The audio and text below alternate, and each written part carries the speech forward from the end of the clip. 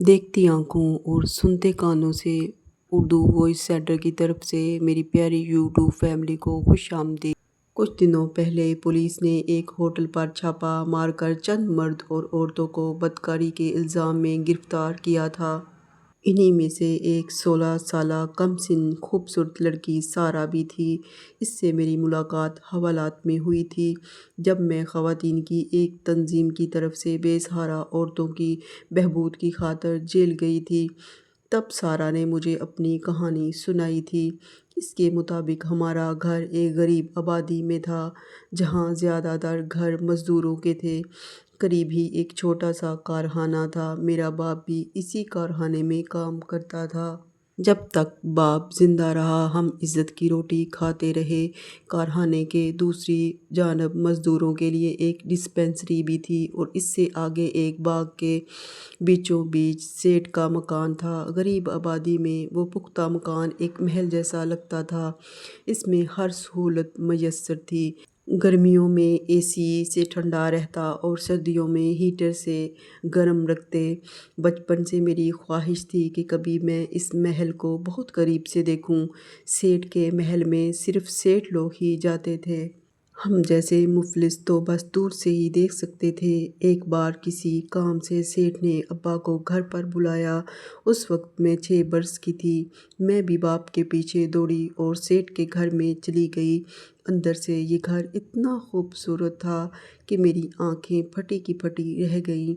اس دن کے بعد سے مدتوں سیٹھ صاحب کے گھر کا نقشہ ہر کسی کو سمجھاتی تھی۔ بار بار اس حسین رہائش کے خد و خال ذہن میں دہرانا چاہتی تھی جیسے میں نے جنت کی ایک جھلک دیکھ لی ہو۔ ماں سے بھی کہتی، اماں تم اس حویلی کی ایک جھلک اندر سے دیکھ لو تو حیران ہو جاؤ گی۔ اتنا خوبصورت گھر تو کسی نے خواب میں ہی نہ دیکھا ہوگا۔ سیٹھ صاحب کا ایک ہی بیٹا شہاب تھا۔ وہ پڑھنے کے لیے شہر گیا ہوا تھا۔ ہمارا شہر بہت چھوٹا تھا جبکہ شہاب بڑے شہر کے ہاسٹل میں رہتا تھا۔ وہ کبھی کبھی آتا تھا۔ مزدوروں کے لڑکے اس کو پاشا جی کہہ کر بلاتے تھے۔ وہ آقا ہی لگتا تھا جیسے کوئی شہزادہ ہو۔ جب بھی وہ آتا ہم بچے اس کی بڑی سی کار کو دیکھ کر اپنے گھروں سے نکل آتے۔ وہ بہت اجلا لباس پہنتا اور شان سے چلتا تھا۔ مزدوروں کے بچے اس کی حکمرانی کو پسند کرتے تھے۔ جب سیٹھ کا اچانک ہارٹ فیل ہوا تو پاشا جی اپنے والد کا جانشین ہوا۔ وہ کارخانے کا مالک اور مزدوروں کے احاطے کا بادشاہ بن گیا۔ اب وہ جس کو چاہتا ملازمت پر رکھتا، جس کو چاہتا نکال باہر کرتا۔ تمام مزدور اس کے سامنے گردن ڈال کر اور آنکھیں نیچی کر کے چلتے۔ وہ جدھر سے گزرتا مزدوروں کا سانس رک جاتا تھا۔ جب میں 15 برس کی ہو گئی تو اماں نے میرا کارخانے کے احاطے میں جانا بند کرا دیا۔ ایک دن ابا بیمار ہو گئے تو ماں نے کہا کہ جاؤ کارخانے کی ڈسپنسری سے اپنے ابا کے لیے کھانسی کی دوا لے آ، ان کو سانس لینے میں دقت آ رہی ہے۔ میں جب دوا کی شیشی تھامے ڈسپنسری سے لوٹ رہی تھی تو وہاں شہاب سے سامنا ہو گیا۔ اس نے مجھے اس قدر توجہ سے دیکھا کہ سردی کے موسم میں بھی پسینہ آ گیا۔ میں جلدی سے اس کے سامنے سے نکلی اور وہ 4 قدم آگے جا کر بھاگ کھڑی ہوئی۔ ہم 4 بہنیں ایک بھائی تھا۔ میں سب سے بڑی تھی۔ میرے بعد گلو تھا۔ وہ مجھ سے 1 برس چھوٹا تھا۔ ابا نے بہت چاہا کہ وہ پڑھ لکھ کر کچھ بن جائے مگر اسے پڑھائی سے زیادہ پتنگیں اڑانے سے دلچسپی تھی اور بقیہ وقت وہ کنچے کھیلنے میں صرف کر دیا کرتا تھا۔ 5ویں جماعت سے ہی وہ اسکول سے بھاگ لیا۔ پھر پلٹ کر ادھر کا رخ نہ کیا۔ وہ سارا وقت آوارہ لڑکوں کے ساتھ پھرتا۔ اب گلو کا یہ حال کہ کسی سے یاری تو کسی سے خواری، یہ روز کا معمول ہوا۔ ابا تو گلو سے اپنے حسابوں ہاتھ دھو چکا تھا۔ ان کو اکلوتے لڑکے کے بگڑ جانے کا بڑا دکھ تھا۔ محنت مشقت کی وجہ سے وہ وقت سے پہلے ہی بوڑھے ہو گئے۔ تبھی وہ بیمار بھی رہنے لگے اور سانس کی تکلیف نے آ دبوچا۔ بیماری رفتہ رفتہ اس حد تک پہنچی کہ کام پر جانا بند ہو گیا۔ اب گھر میں بڑی پریشانی ہو گئی، کیونکہ جب بھی ابا کا کام سے ناغہ ہوتا ہمارا فاقہ ہوتا۔ کارخانے کا اصول تھا کہ جتنے ناغے ہوتے اتنی اجرت کٹتی۔ اتنی کٹوتیاں ہو جاتی کہ تنہا برائے نوام رہ جاتی۔ اوپر سے سیٹھ کی تنبیہ آ جاتی کہ کام کرو، نہیں کر سکتے تو چھٹی کرو اور مکان خالی کر دو۔ احاطے میں مزدوروں کے لیے چھوٹے چھوٹے کمروں کے کوارٹر سے بنائے گئے تھے، جو سینئر مزدوروں کو دیے جاتے تھے۔ ابا بھی سب سے پرانے تھے، شادی سے پہلے یہاں بھرتی ہو گئے تھے۔ مکان برائے نام تھا تو کرایہ بھی معمولی سا تھا، لیکن سر چھپانے کا آسرا تو تھا، بچوں کا ساتھ تھا۔ دور کہیں کچی آبادیوں میں سستی رہائش ملتی تھی، احاطے کے اندر رہنے سے کرائے کی بچت ہو جاتی۔ لہٰذا احاطے کی رہائش بہت غنیمت تھی، جو یہاں کام کرنے والے مزدوروں کے لیے کسی انعام سے کم نہ تھی۔ ڈسپنسری احاطے کے اندر اور ایک اسکول بھی قریب ہی تھا۔ ابا نوکری کیسے چھوڑ سکتے تھے؟ چاہے جان چلی جاتی، مزدوری تو کرنا ہی تھی، کیونکہ اتنے بڑے کنبے کا دار و مدار انہی پر تھا۔ مگر چند دنوں میں ابا بستر سے جا لگے۔ انہیں ٹی بی ہو گئی تھی اور وہ مزدوری کرنے کے قابل نہ رہے تھے۔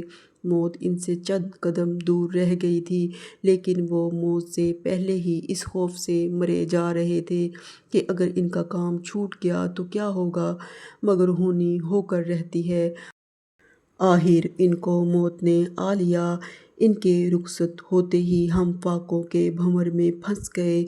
گلو بھی گمسم تھا، وہ اپنی چوکڑی بھول گیا تھا اور میرا بس نہ چلتا تھا کہ ابا کے کپڑے پہن کر مزدوری کی قطار میں جا لگوں۔ کسی طور گھر کا چولہا تو جلے۔ ماں کی آنکھیں گلو پر لگی تھیں کہ دیکھیں اب وہ کیا کرتا ہے۔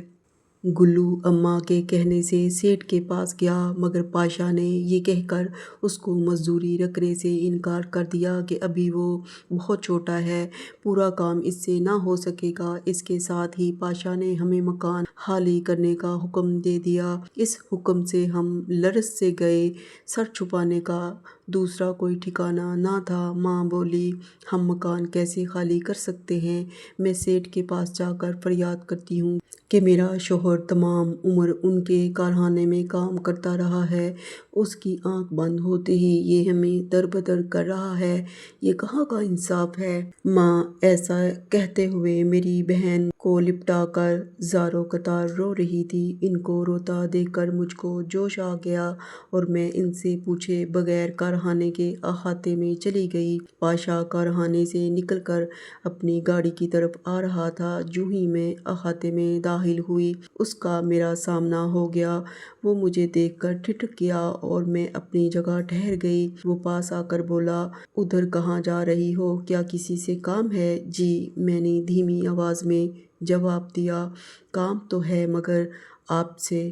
مجھ سے کیا کام ہے؟ آپ نے ہمیں مکان خالی کرنے کا حکم دیا ہے، جبکہ ہمارا باپ زندگی بھر آپ کے کارخانے میں کام کرتا رہا ہے۔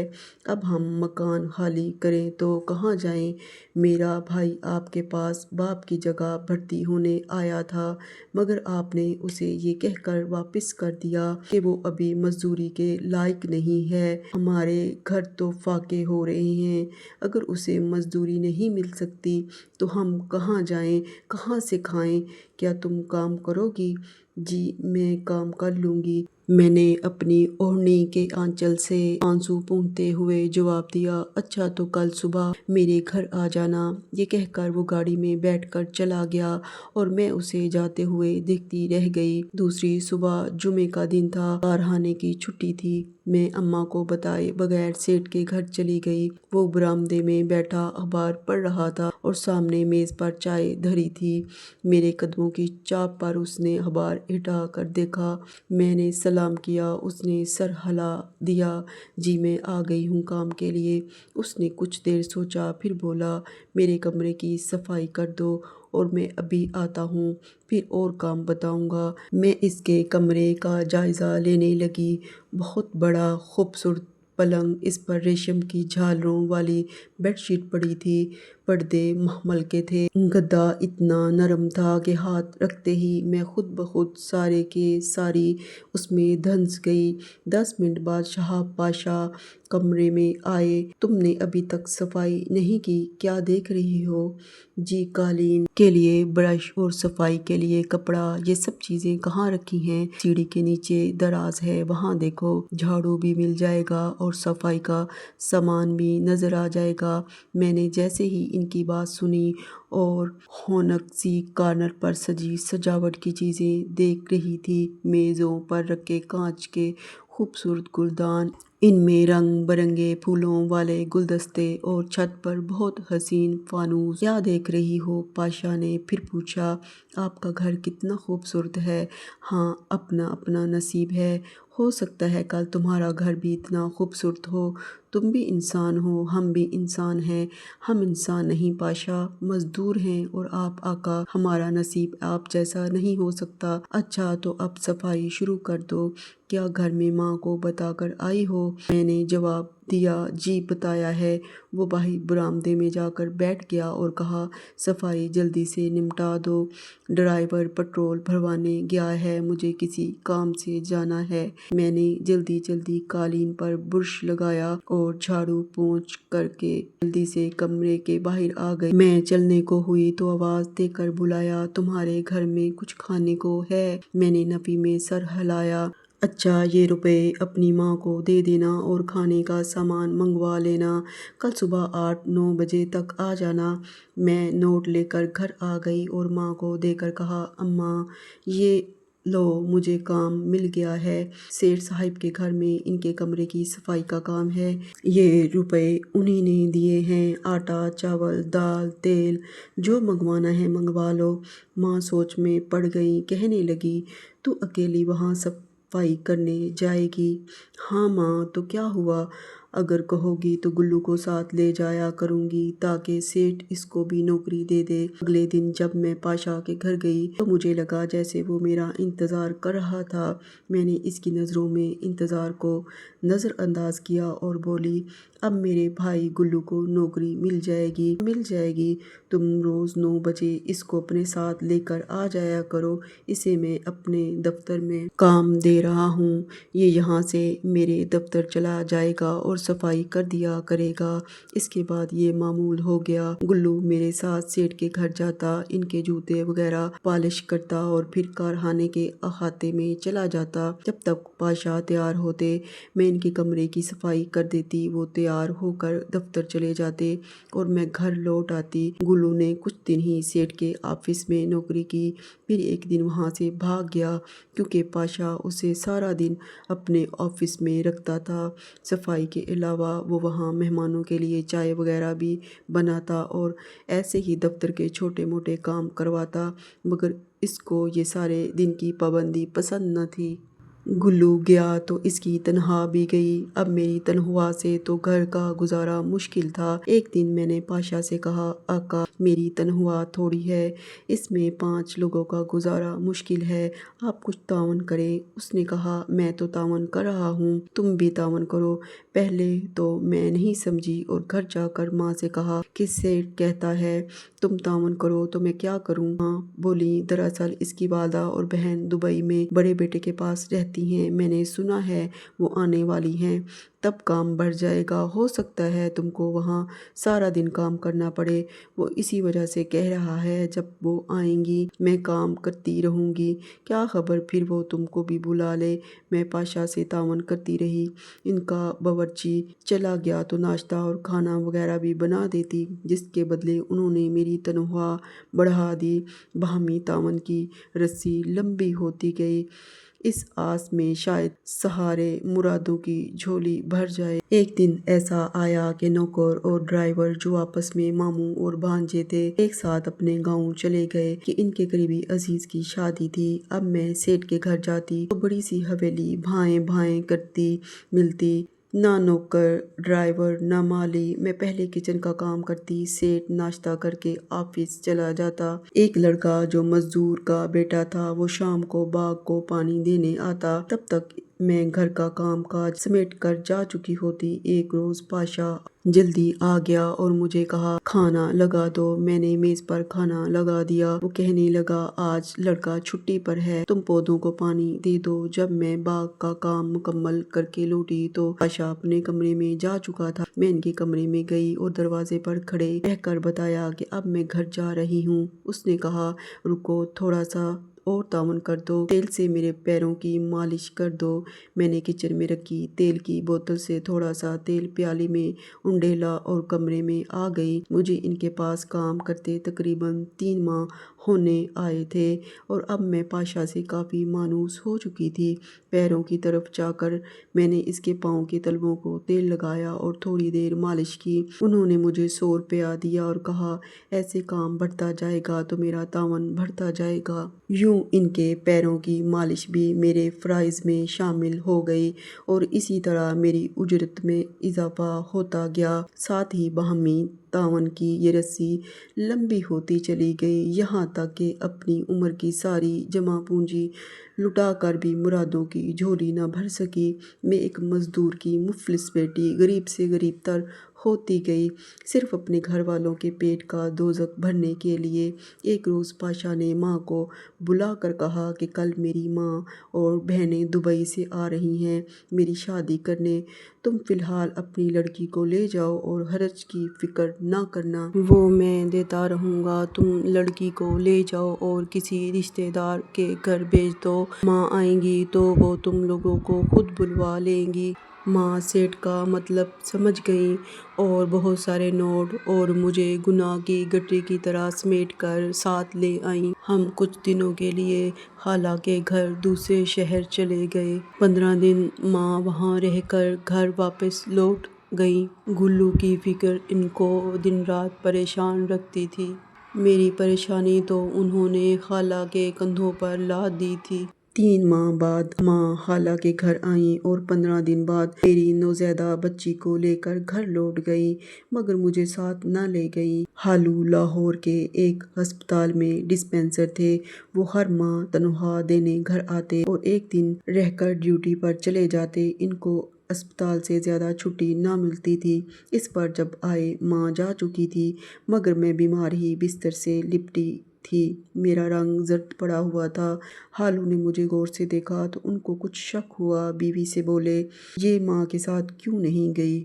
ابھی تک یہاں کیوں رہ رہی ہے؟ خالہ نے بات بنانے کی کوشش کی کہ اس کو بخار ہے، تبھی آپ اسے نہیں لے گئی، لیکن خالو مطمئن نہ ہوئے اور کہنے لگے معاملہ کچھ اور ہے۔ محلے کی جس عورت نے اس سنگین مرحلے میں ہم سے تعاون کیا تھا، وہ اتفاق سے خالو کی موجودگی میں آ گئیں۔